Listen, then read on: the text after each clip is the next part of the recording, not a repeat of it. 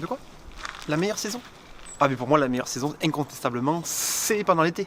Les jardins sont beaucoup plus sympas, en plus de ça on bénéficie de tous les gens qui viennent en vacances sur le secteur, qui ont un peu plus de moyens pour acheter nos maisons.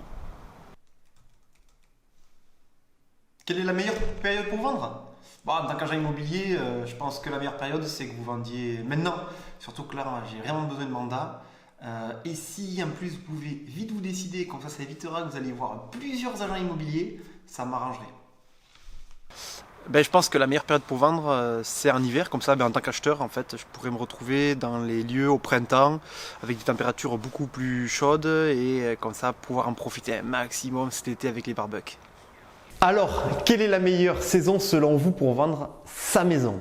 Je suis Cédric Butreil, conseiller immobilier sur Tyros et c'est un plaisir pour moi de vous faire cette nouvelle vidéo.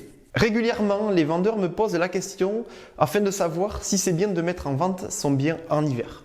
Est-ce que ce ne serait pas plus judicieux d'attendre le retour du printemps et du soleil? Alors, vendre au printemps, quels sont les avantages? Durant ces deux saisons, c'est vrai que les biens seront naturellement valorisés. Déjà en tant qu'acquéreur, vous arriverez sur la propriété par une belle allée avec des pavés, bordée d'une pelouse avec quelques pâquerettes. Vous vous imaginerez beaucoup plus facilement sur la terrasse avec vos amis en train de déguster un bon barbecue. Lorsque vous entrerez dans la maison, vous verrez directement que la pièce principale est baignée de lumière. Vous imaginerez très bien votre canapé posé sur un tapis molletonné. Mais il y a aussi des inconvénients. Déjà, il est très probable que vous ne soyez pas le seul vendeur à avoir compris cela. Du coup, si tous les vendeurs attendent cette période, il y aura plus de concurrence et s'il y a plus de biens sur le marché, en même temps, ça laissera la liberté aux acquéreurs de comparer et de négocier. Du coup, vous vous dites, bon, je vais mettre en vente en automne ou en hiver.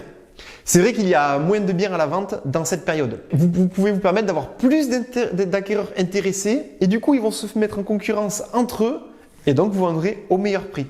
De plus, les délais administratifs de vente sont d'environ 3 mois. Acheter une maison durant cette période permettra à l'acquéreur de pouvoir déménager sereinement lorsque la météo sera plus clémente.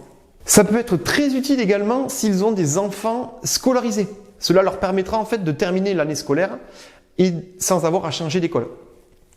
En revanche, quand vous vendez en automne ou en hiver, il y a plusieurs inconvénients.